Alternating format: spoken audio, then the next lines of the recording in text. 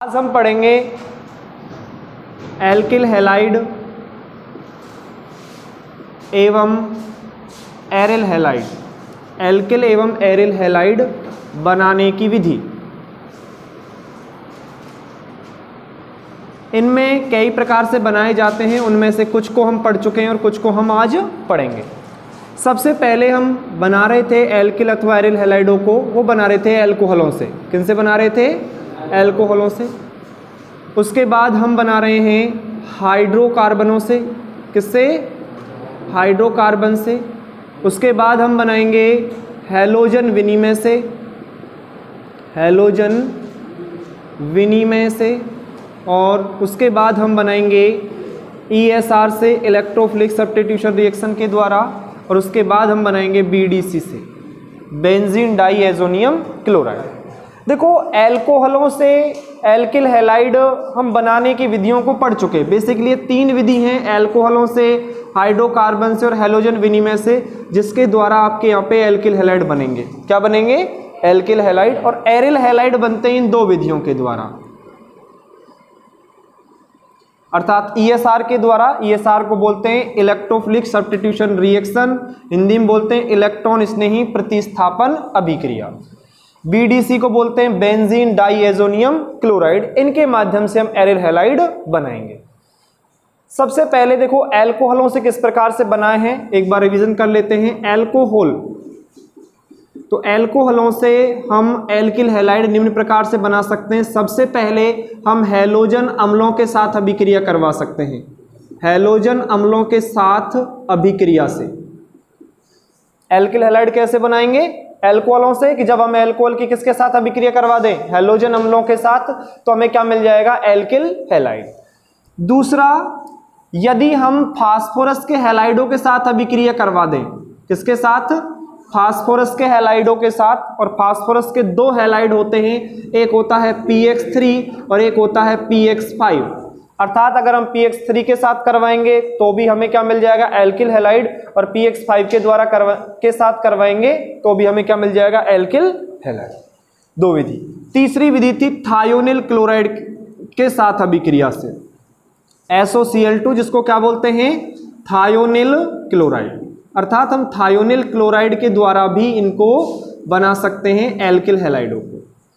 इसमें last point ये था कि जो SOCl2 है वो तो आपका क्या होता है? प्रकृति में विद्यमान होता है। जो SOBr2 है वो अस्थायी होता है, जबकि SOI2 जो कंपाउंड होता है वो अभी प्रकृति में विद्यमान है ही नहीं। इसलिए ये नहीं बन सकता, ये अस्थायी होता है इसलिए ये नहीं बनता, इसलिए इसके द्वारा बनाया जा सकता है और इसके द्वारा बनता है एल्किल क्लोराइड। और एल्किल क्लोराइड बनाने की ये सबसे अच्छी विधि भी मानी जाती है। ये बात हम यहां तक कंफर्म कर चुके हैं। अब अगला है कि हम हाइड्रोकार्बनों से कैसे बनाएंगे। तो एक बार इसका थोड़ा सा फिनोमिना देख लेते हैं, फिर हम थोड़ा इसको एक एक करके डिटेल में पढ़ेंगे। चलिए, सबसे पहले हम बात करते हैं हाइड्रोकार्बन की। तो भाई, हाइड्रोकार्बन क्या होते हैं? ऐसे पदार्थ होते हैं जो हाइड्रोजन और कार्बन से मिलकर बने होते हैं। क्लियर है? इसमें जो हाइड्रोकार्बन यहाँ पे काम आते हैं वो दो प्रकार के आते हैं। एक आता है एल्केन और एक आता है एल्कीन। एक कौन आता है? एल्केन। और एक कौन आता है? एल्कीन। आप जानते होंगे शायद, एल्केन का फॉर्मूला होता है CnH2n+2 और एल्कीन होता है CnH2n। यही होता है। अगर हम उदाहरण बनाना चाहें तो यहाँ पे n का वैल्यू 1 रखेंगे और 1 रखेंगे तो C1H 2 गुणा 1 करेंगे तो 2 एकम 2 और 2 4, तो C1H4 बनेगा, जिसको हम CH4 पढ़ते हैं। क्या पढ़ते हैं? CH4। ऐसे ही अगर हम 2 कार्बन रख देंगे तो C2H6 बनेगा, जिसे हम एथेन पढ़ते हैं। C3H8 होगा, उसको हम क्या पढ़ते हैं? प्रोपेन पढ़ते हैं। इसी प्रकार अगर एल्कीन होगा तो एल्कीन में n बराबर 1 नहीं हो सकता, n बराबर 1 नहीं हो सकता, क्योंकि एल्कीन क्या होते हैं कि वे हाइड्रोकार्बन होते हैं जिनमें कार्बन कार्बन के बीच द्विबंध पाया जाता है। कार्बन कार्बन के बीच क्या पाया जाता है? द्विबंध। एल्कीन की बात हो रही है, एल्काइन होगा तो त्रिबंध होगा। तो कार्बन कार्बन के बीच द्विबंध तो कम से कम तभी होगा जब कम से कम 2 कार्बन हो। एक कार्बन में तो द्विबंध कहां से बन जाए, इसलिए यहां पे n का वैल्यू 1 नहीं होता, n का वैल्यू 2 से स्टार्ट होता है, 3 हो सकता है, आगे कुछ भी हो सकता है। तो यहां पे n का वैल्यू 2 रखेंगे तो बन जाएगा C2H, 2 गुणा 2 करेंगे तो कितने हो जाएंगे C2H4। क्लियर है, C2H4 बन जाएंगे, मतलब ये बन गया 2 कार्बन का एल्कीन, तो वो है एथीन। 2 कार्बन का एल्कीन क्या होगा, एथीन। ऐसे ही C3H6 हो सकता है, जिसे हम बोल सकते हैं प्रोपीन। क्या बोलेंगे, प्रोपीन। ऐसे ही ब्यूटीन हो सकता है C4H8, इसे हम क्या बोलेंगे, ब्यूटीन। अरे कार्बन N की वैल्यू 4 रखो तो 4 C4H, N की जगह फिर 4 रखो तो 4 गुणा 2 करेंगे तो क्या हो जाएगा 8, तो C4H8। क्लियर है, समझ पा रहे हैं आप लोग। अब हम यहां क्या करते हैं कि एल्केन के द्वारा हम क्या बनाएंगे, एल्किल हैलाइड, और एल्कीन के द्वारा भी क्या बनाएंगे, एल्किल हैलाइड। लेकिन कैसे बनाएंगे वो आप सुनिए एक बार फटाक से। देखो कि हम एल्केन की अभिक्रिया हैलोजन के साथ करवाएंगे। एल्केन की अभिक्रिया किसके साथ करवाएंगे, हैलोजन के साथ। तो जब हम एल्केन की अभिक्रिया हैलोजन के साथ करवाएंगे तो हमें क्या मिल जाएगा, एल्किल हैलाइड। क्या मिल जाएगा, एल्किल हैलाइड। तो एक प्रकार तो ये हुआ। दूसरा प्रकार क्या होगा कि एल्कीन की अभिक्रिया अगर मैं हैलोजन के साथ करवा देता हूं, एल्कीन की अभिक्रिया में किसके साथ करवा देता हूं, हैलोजन के साथ, तो भी मुझे क्या प्राप्त होगा, एल्किल हैलाइड प्राप्त होगा। उसके बाद अगर मैं एल्कीन की अभिक्रिया हैलोजन अम्लों के साथ करवा दूं HX के साथ, तो भी मुझे क्या प्राप्त होगा, एल्किल हैलाइड। तो बेसिकली अगर हम हाइड्रोकार्बनों से एल्किल हैलाइड बना रहे हैं तो वो 3 प्रकार से बन सकता है। कितने प्रकार से बन सकता है, 3 प्रकार। पहला प्रकार क्या है कि एल्केन की अभिक्रिया हैलोजन के साथ करवाते हैं। एल्केन की अभिक्रिया किसके साथ करवाते हैं, हैलोजन के साथ में। उसके बाद दूसरा हो सकता है कि एल्कीन की अभिक्रिया हैलोजन के साथ करवाएं। तीसरा हो सकता है कि एल्कीन की अभिक्रिया HX के साथ करवाएं। क्लियर है। तो सबसे पहले हम एल्केन के माध्यम से बनाना सीख रहे हैं। तो सबसे पहली हेडिंग अपनी क्या बन जाएगी कि जब हम एल्केन की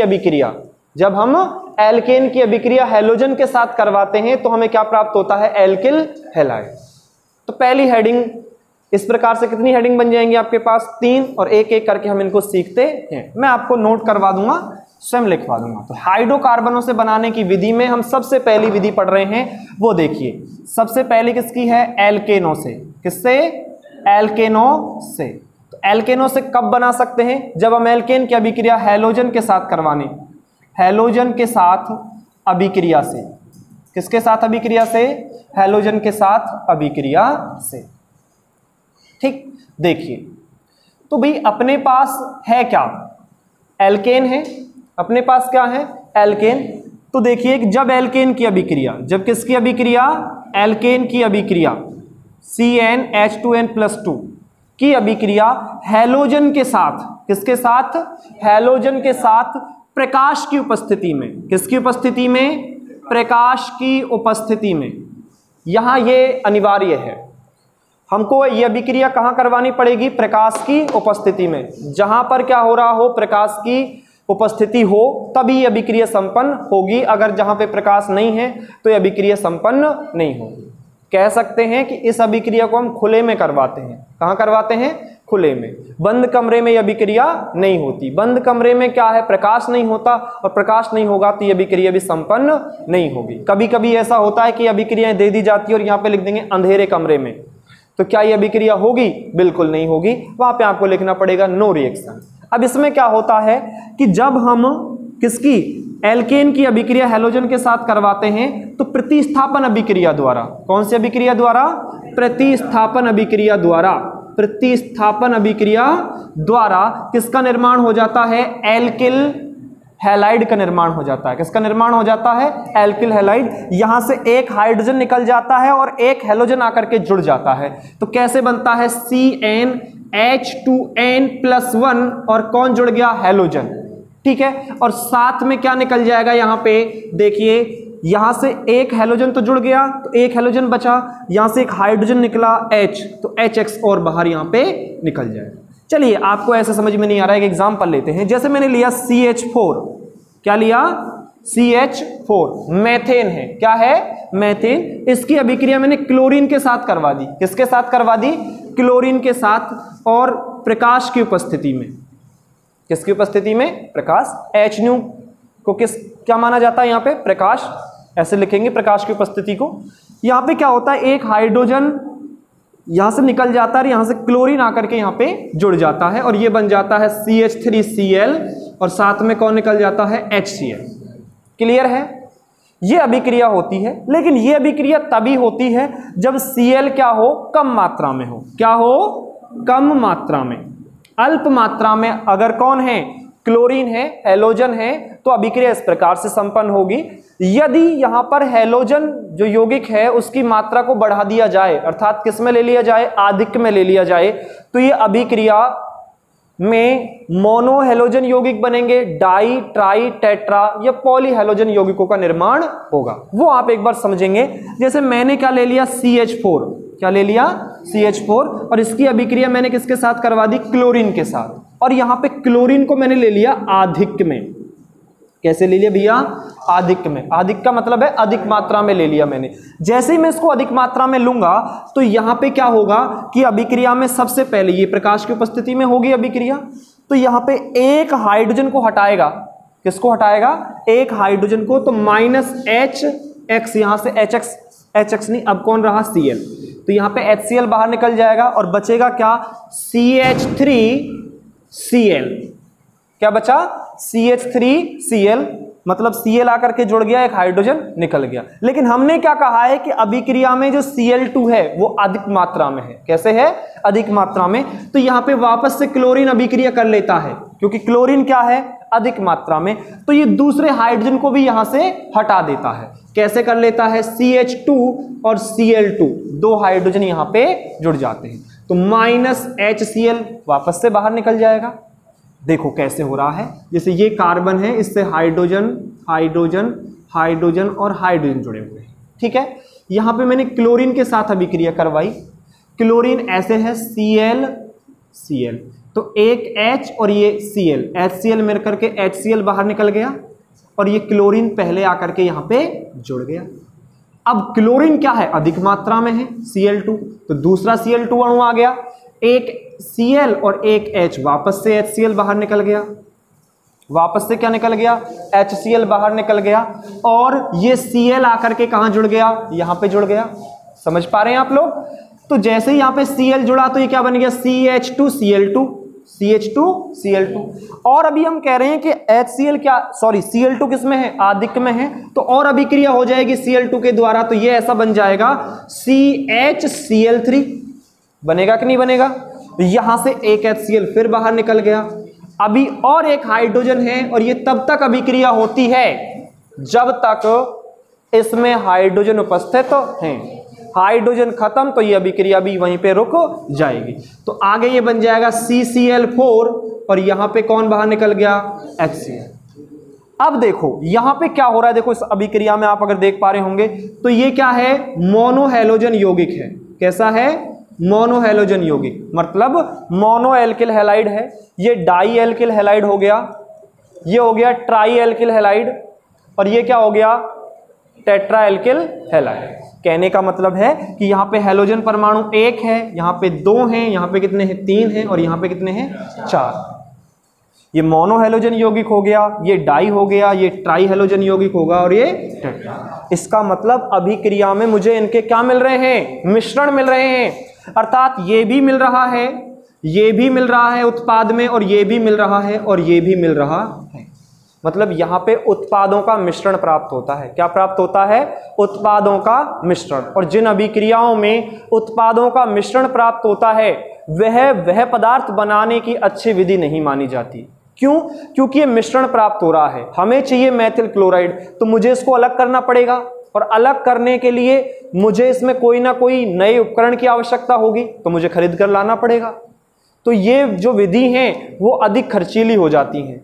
कैसी हो जाती हैं? अधिक खर्चीली हो जाती हैं। तो भाई ये जो एल्केनों से हम एल्किल हैलाइड बना रहे हैं, क्या बना रहे हैं? Alkyl halide. ये एल्किल हैलाइड बनाने की सबसे अच्छी विधि नहीं है, अर्थात अच्छी विधि नहीं है, ये अच्छी विधि नहीं मानी जाती। एल्किल हैलाइड बनाने की अच्छी विधि नहीं मानी जाती। समझ पा रहे हैं आप लोग? उसके बाद चलो हम बात कर लेते हैं कि हम क्लोरीन को या जो हैलोजन यौगिक लिया है, हैलोजन अणु लिया है, इसको कम मात्रा में ले रहे हैं। कैसे ले रहे हैं? कम मात्रा में। तो देखिए मैं कम मात्रा में एक अभिक्रिया और करवाता हूं, फिर क्या बनेगा वो थोड़ा सा देखने का प्रयास करेंगे। देखिए जैसे मैंने एक एग्जांपल लिया, ये थोड़ा ध्यान से देखना, CH3 CH2 CH3 और इसकी अभिक्रिया मैंने क्लोरीन के साथ करवा दी। ठीक है, अभिक्रिया किसकी उपस्थिति में होगी? प्रकाश की उपस्थिति में। किसकी उपस्थिति में होगी? प्रकाश की उपस्थिति में। बेसिकली यहां पे मैं क्लोरीन अब अल्प मात्रा में ले रहा हूं, मतलब कम मात्रा में ले रहा हूं। कैसे ले रहा हूं? कम मात्रा में। किसमें ले रहा हूं? कम मात्रा में, मतलब क्लोरीन का एक ही अणु है मेरे पास। देखिए तो यहां पे क्या है कि ये जो क्लोरीन है वो यहां आकर के जुड़ेगा, तो ये दो जगह पर जुड़ सकता है। एक तो यहां से एक हाइड्रोजन निकाल सकता है, तो एक कंपाउंड ये बनाएगा CH3 CH2 और CH2 Cl प्लस एक ये बना सकता है कि जो क्लोरीन है वो इस कार्बन पे आकर के जुड़ जाए, मतलब यहां से हाइड्रोजन निकाल ले। दो कंडीशन हो सकती है यहां पे, एक तो यहां से हाइड्रोजन निकाले, चाहे यहां पे आकर जुड़े, चाहे यहां पे एक ही प्रकार का यौगिक बनाएगा, और एक बार ये यहां पर आकर के जुड़ सकता है। तो दूसरा कंपाउंड ये बनेगा ऐसे CH3 CH3 और ये नीचे क्या? Cl जुड़ गया। समझ पा रहे हैं? दो प्रकार के यौगिक बन सकते हैं, अल्प मात्रा में ही लिया है हमने। तो इसका नाम होता है 1-क्लोरोप्रोपेन। अरे क्या है? 1-क्लोरोप्रोपेन। और इसका नाम है 2-क्लोरोप्रोपेन। अब इन दोनों में से मुख्य उत्पाद कौन है? कौन अधिक मात्रा में बनता है? बोलिए, ये अधिक मात्रा में बनेगा, ये अधिक मात्रा में बनेगा। इसका निर्धारण करता है, क्योंकि ये जो अभिक्रिया है एल्केनो की हैलोजन के साथ अभिक्रिया, ये अभिक्रिया होती है मुक्त मूलक प्रतिस्थापन अभिक्रिया। मुक्त मूलक प्रतिस्थापन अभिक्रिया अर्थात मुक्त मूलक क्रियाविधि। क्या होती है?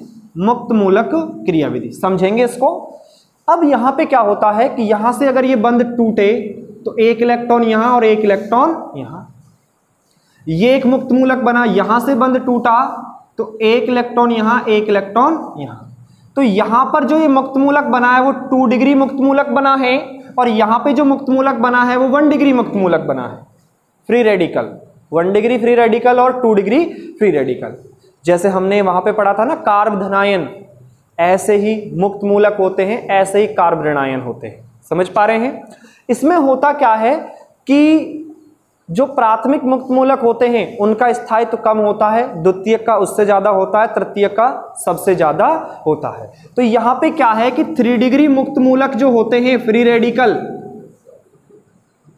3 डिग्री मुक्त मूलक, उसका स्थायित्व क्या होता है? सबसे ज्यादा, उसके बाद 2 डिग्री और उसके बाद 1 डिग्री।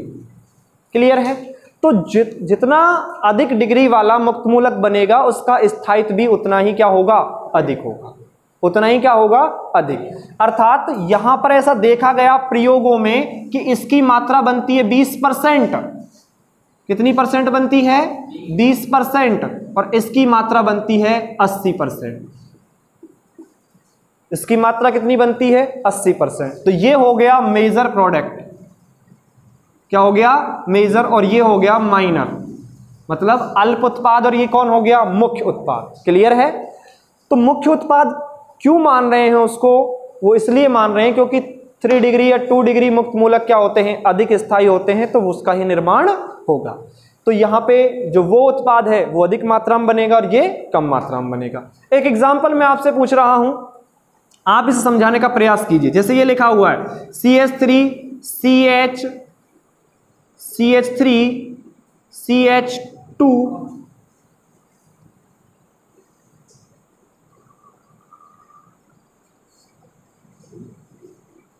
और CH3, इसकी अभिक्रिया मैंने क्लोरीन के साथ करवा दी।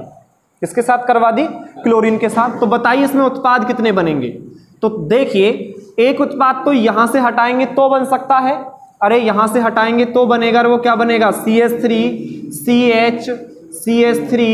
CH2Cl, यही बनेगा।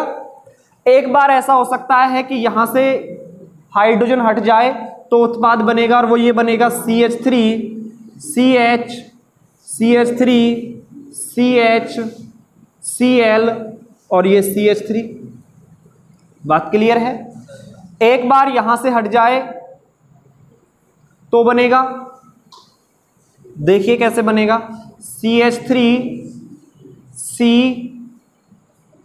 देखो इससे एक CH3 जुड़ा है, मैं ये CH3 को इधर जोड़ रहा हूं, कोई दिक्कत?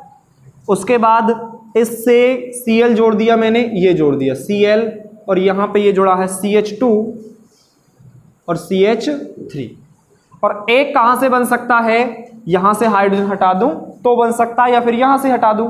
देखिए तो एक उत्पाद और बनेगा, थोड़ा सा ध्यान से देखेंगे तो आप लोग, CH2CH2CH3, और यहां से कौन है CH3, यहां से कौन जोड़ दूंगा, अब आकर के यहां पे Cl जोड़ दूंगा।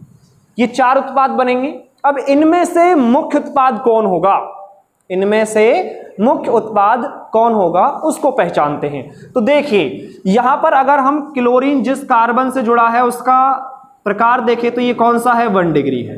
कौन सा है, 1 डिग्री।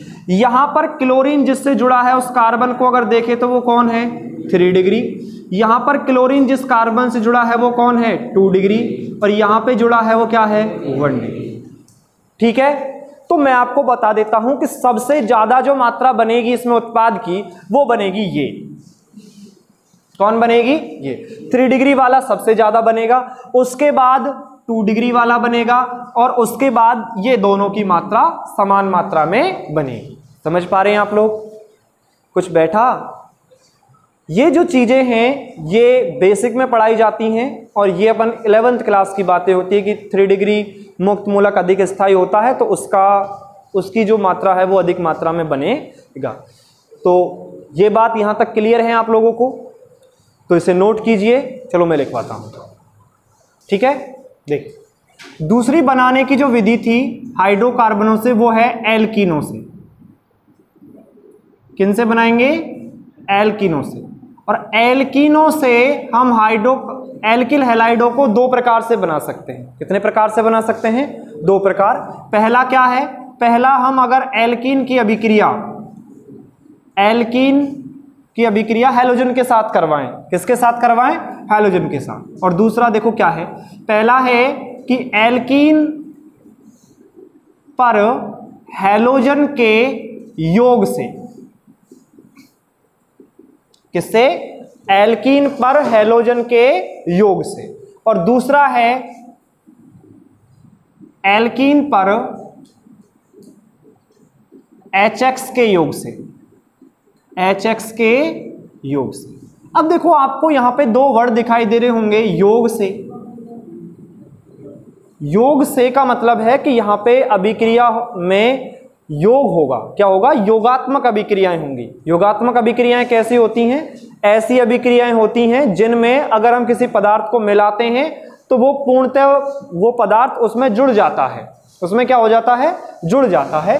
कहने का मतलब है कि एल्कीन जो है ना वो अपनी एक अभिक्रियाएं प्रदर्शित करती हैं, और उन अभिक्रियाओं का नाम होता है योगात्मक अभिक्रियाएं। कौन सी अभिक्रियाएं, योगात्मक अभिक्रियाएं। सुनेंगे वापस से कि जो एल्कीन है ना, एल्कीन, उनकी अभिलाक्षणिक अभिक्रियाएं होती हैं योगात्मक अभिक्रियाएं। कैसी अभिक्रियाएं, योगात्मक। मतलब जितने भी एल्कीन होंगे वो कौन सी अभिक्रियाएं देंगे, योगात्मक अभिक्रियाएं देंगे। और किसके साथ योग कर रहा है ये अभी, हैलोजन के साथ, और फिर किसके साथ करेगा, HX के साथ। चलिए सबसे पहले हम ले लेते हैं कि एल्कीन पर हैलोजन के योग से,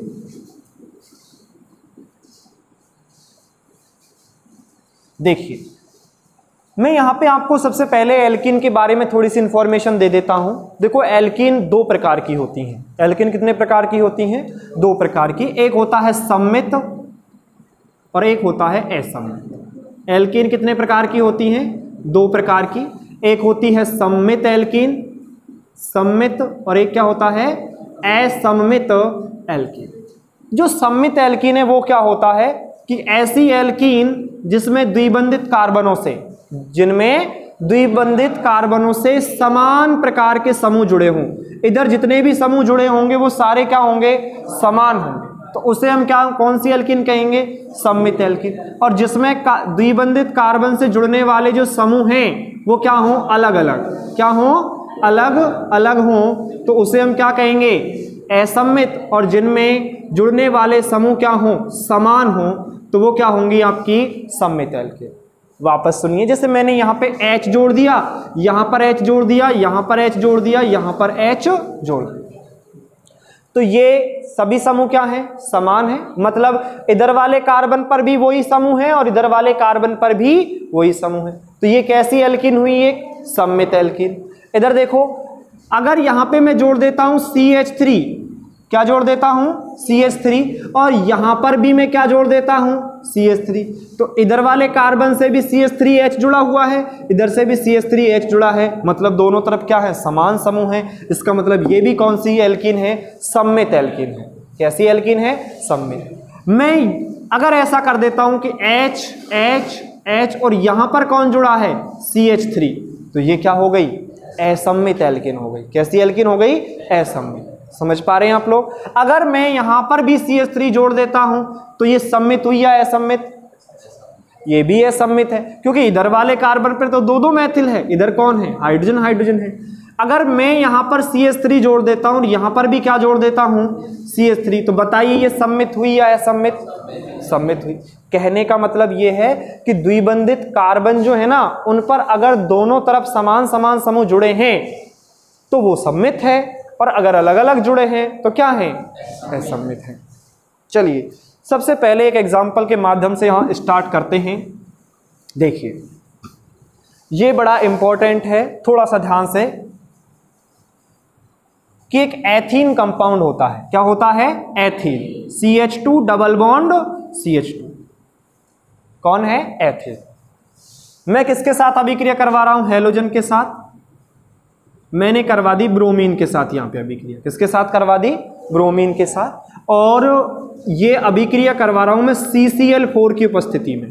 किसकी उपस्थिति में, CCl4 की उपस्थिति में। कार्बन टेट्राक्लोराइड अध्रुवीय कार्बनिक यौगिक है, उसकी उपस्थिति में इस अभिक्रिया को करवा रहा हूं। ध्यान से सुनना, बड़ी इंपॉर्टेंट अभिक्रिया है ये। कैसे समझेंगे वो समझिए, कि जब एल्कीन की अभिक्रिया CCl4 में घुली हुई ब्रोमीन के साथ करवाते हैं, किसके साथ करवाते हैं, CCl4 में घुली हुई ब्रोमीन के साथ करवाते हैं, तो योगात्मक अभिक्रिया के द्वारा डाइब्रोमोएथेन का निर्माण होता है। किसका निर्माण होता है, डाइब्रोमोएथेन का निर्माण होता है। इसमें ये द्विबंध है वो टूट जाता है, द्विबंध क्या हो जाता है, टूट जाता है, और यहां पर Br आकर के जुड़ जाता है और यहां पर Br आकर के जुड़ जाता है। आप एक बात और सुनिए, ये जो अभिक्रिया बनाई है इसमें जो CCl4 में घुली हुई जो ब्रोमीन होती है ये लाल रंग की होती है। कौन सी होती है, लाल रंग। कैसी होती है, लाल रंग की। ये जो ब्रोमीन होती है वो कैसी होती है, लाल रंग। अगर ये ब्रोमीन अभिक्रिया करवाने के बाद ये बन रही है और इसका रंग विलुप्त हो जाता है, रंग कैसे हो जाता है, विलुप्त। विलुप्त का मतलब रंगहीन हो जाता है ये। अगर ये मिश्रण जो मिलाया है वो कैसा हो जाता है, रंगहीन हो जाता है, तो इसका मतलब ये है कि इस कंपाउंड में जो हमने एल्कीन ली है उसमें द्विबंध उपस्थित है। मतलब जो भी हमने हाइड्रोकार्बन लिया है उसमें कौन है, द्विबंध है, अर्थात वो एल्कीन है। तो ये अभिक्रिया को एल्कीन में, किसमें, एल्कीन में द्विबंध के परीक्षण में प्रयुक्त होती है। द्विबंध के परीक्षण में क्या किया जाता है, प्रयोग किया जाता है। यह अभिक्रिया किसमें प्रयुक्त होती है कि एल्कीन है, खैर एल्कीन में द्विबंध होते हैं तो असंतृप्तता की जांच करने में किया जाता है। किसके द्वारा, असंतृप्तता। और असंतृप्तता उसी में होती है जिसमें कौन पाए जाते हैं, द्विबंध पाए जाते हैं। तो ये एल्कीन जो आपका एल्कीन लिया है उसमें द्विबंध की जांच करने के लिए इस अभिक्रिया को काम में लिया जाता है। इसलिए ये अभिक्रिया क्या हो जाती है, इंपॉर्टेंट हो जाती है। लेकिन ये तभी होती है जब ये एल्कीन क्या हो, सम्मित हो। क्या हो, सम्मित हो। ठीक है। उसके बाद अगर एल्कीन क्या हुई, असम्मित हुई, तो किस प्रकार से अभिक्रिया होगी उसको थोड़ा सा समझ लेते हैं। जैसे दूसरी अभिक्रिया के बारे में हम थोड़ा सीखते हैं। तो अगर असम्मित एल्कीन हुई तो असम्मित एल्कीन पर देखिए यहां पे मैं लिख रहा हूं, असम्मित एल्कीन पर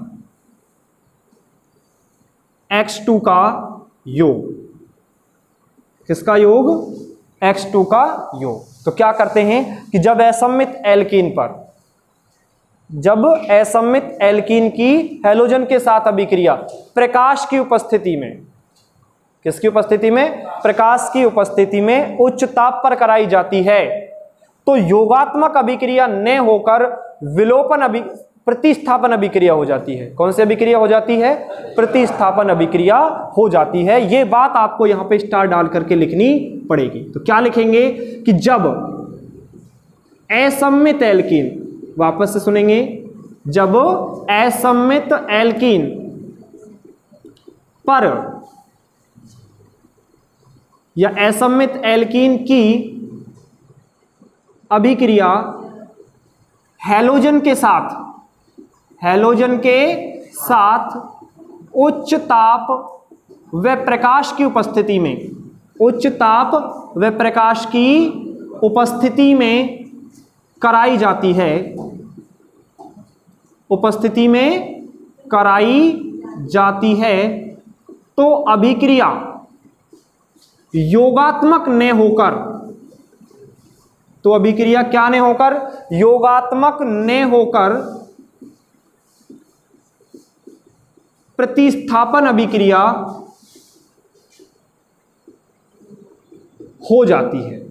कैसी अभिक्रिया हो जाती है, प्रतिस्थापन अभिक्रिया हो जाती है तथा प्रतिस्थापन अभिक्रिया के दौरान, तथा प्रतिस्थापन अभिक्रिया के दौरान द्विबंधित कार्बन, कौन भाई, द्विबंधित कार्बन के पास वाले कार्बन से हाइड्रोजन का प्रतिस्थापन, हाइड्रोजन का प्रतिस्थापन हैलोजन के द्वारा कर दिया जाता है। किसके द्वारा कर दिया जाता है, हैलोजन के द्वारा कर दिया जाता है। और इस प्रकार के प्रतिस्थापन को, और इस प्रकार के प्रतिस्थापन को एलिलिक, कौन सा भाई, एलिलिक प्रतिस्थापन कहा जाता है। क्या कहा जाता है, एलिलिक प्रतिस्थापन कहा जाता है।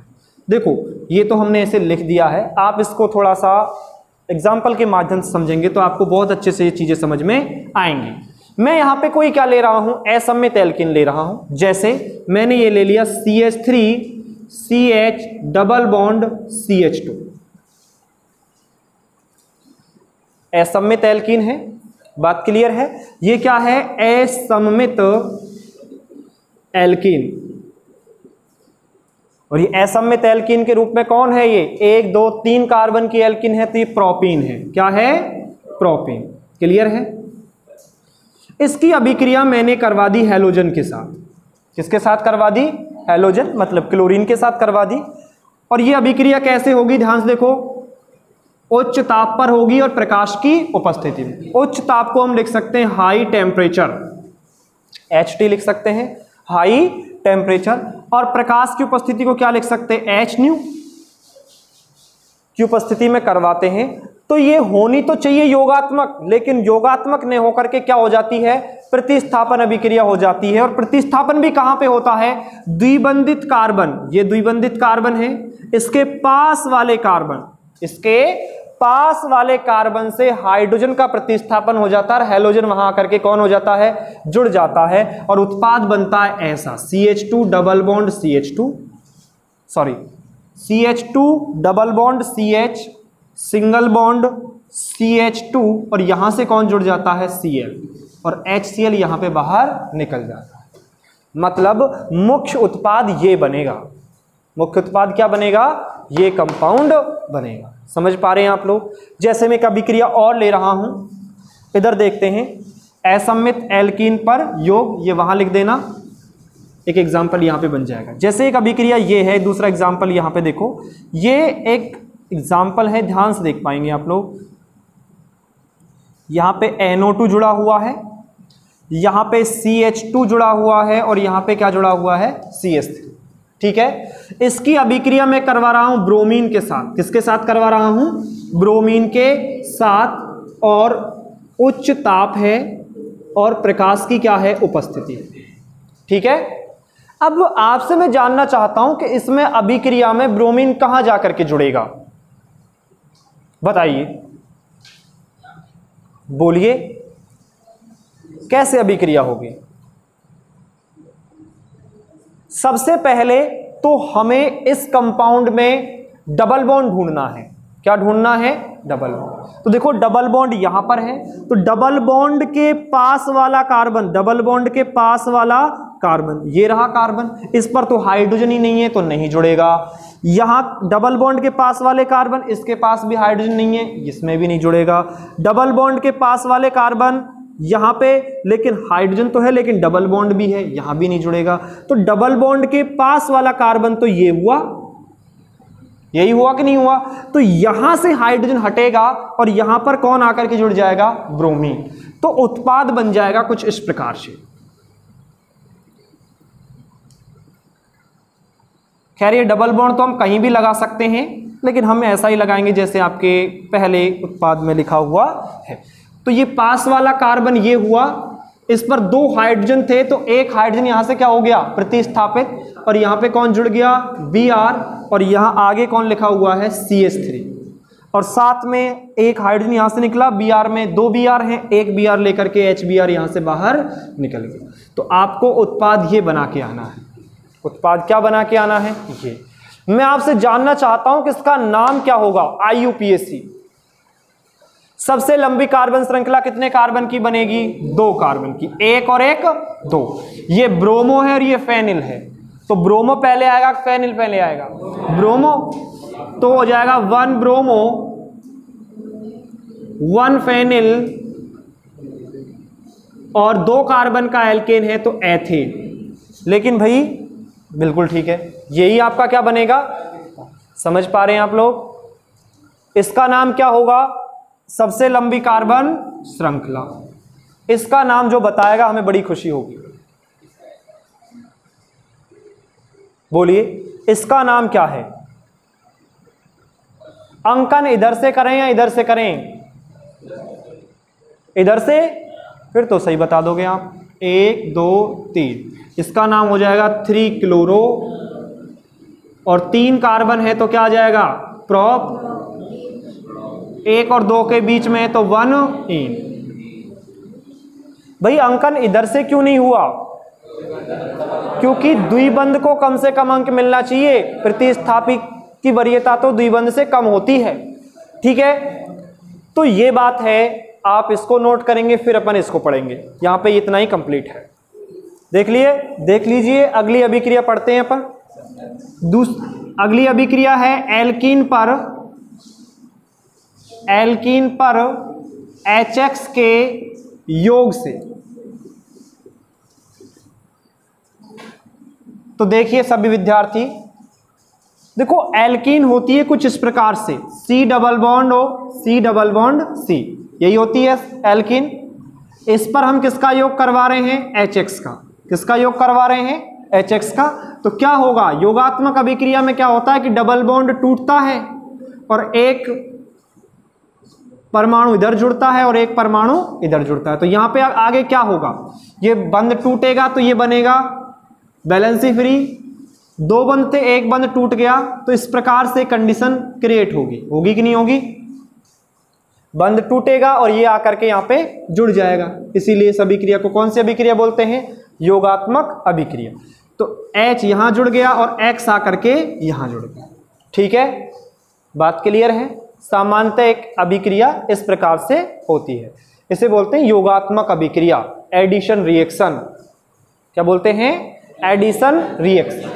अब सुनिए, तो भाई ये एल्कीन आपके 2 प्रकार की होती हैं। एल्कीन कितने प्रकार की होती हैं, 2 प्रकार की। मैं एग्जांपल लेकर के समझाने का प्रयास करता हूं। देखिए सभी, जैसे ये लिखा हुआ है CH2 डबल बॉन्ड CH2, इसकी अभिक्रिया मैंने करवा दी HCl के साथ। किसके साथ करवा दी?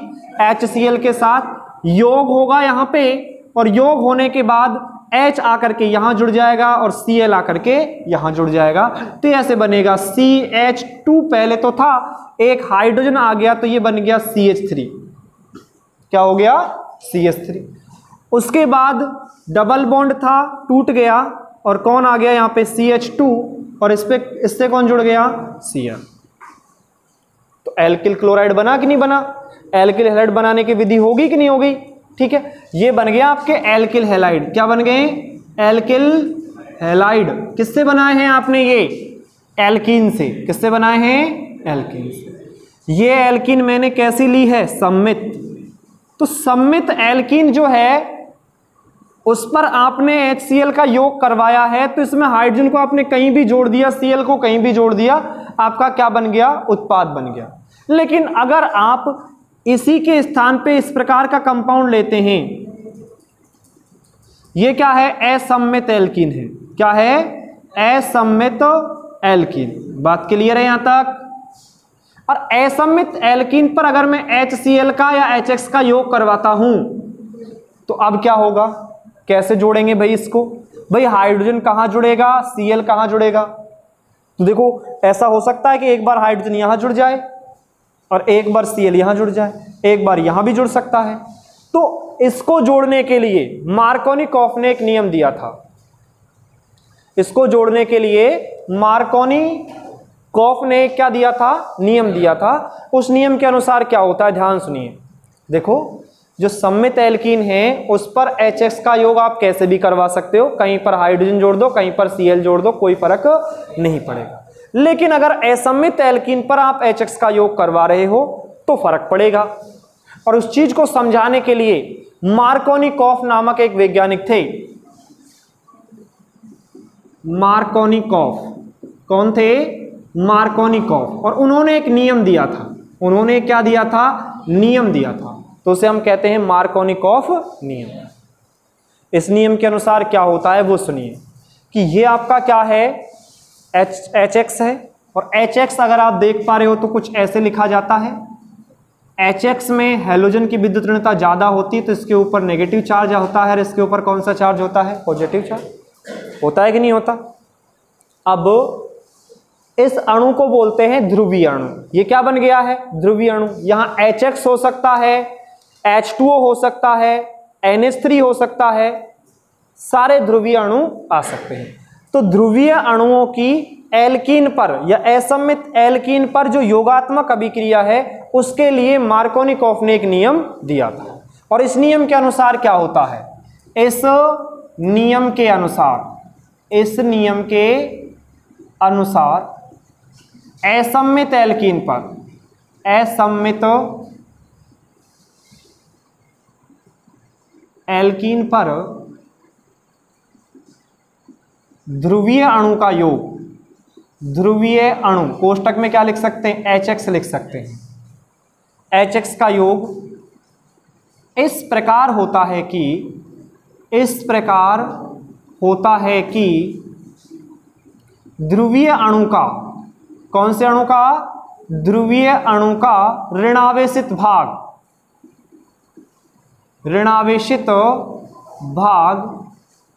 असम्मित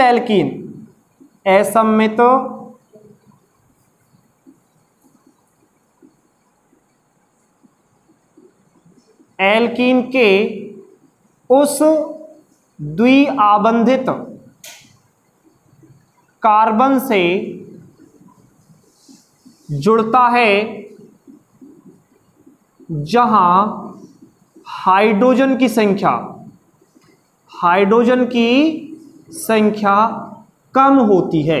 हाइड्रोजन की संख्या क्या होती है? कम होती है। तो बचा हुआ जो दूसरा हाइड्रोजन होगा, ये दूसरा वाला जो भाग होगा धनावेशित भाग, वहां जुड़ेगा जहां पर हाइड्रोजन की संख्या क्या हो? अधिक हो। तथा धनावेशित भाग उस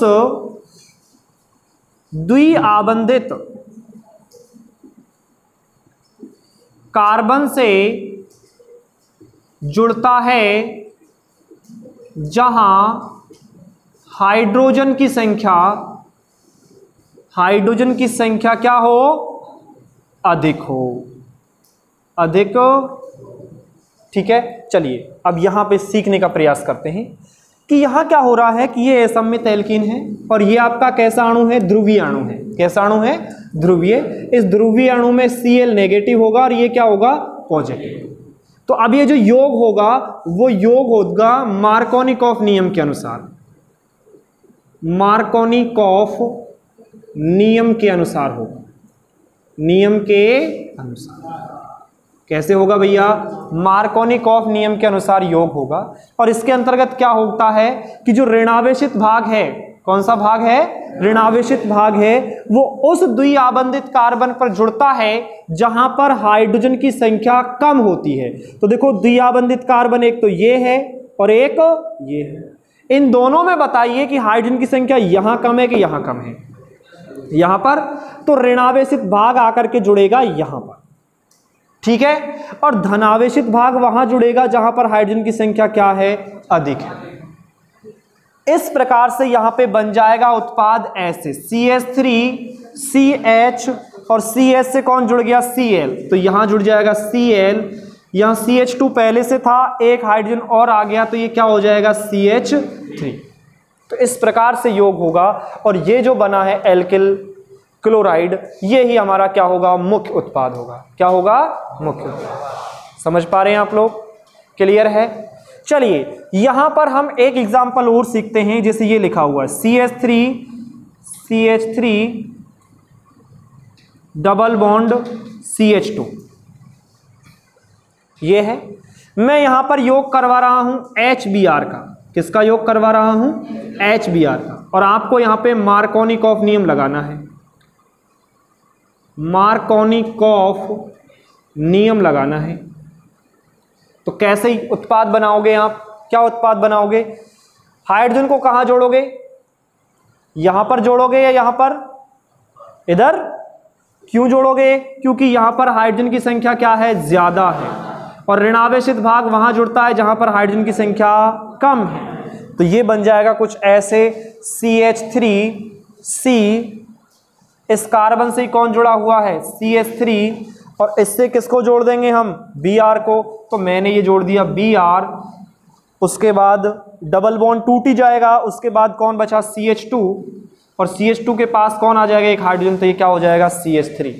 समझ पा रहे हैं आप लोग, इस प्रकार से उत्पाद का निर्माण होगा। समझ पा रहे हैं, क्लियर है यहां तक,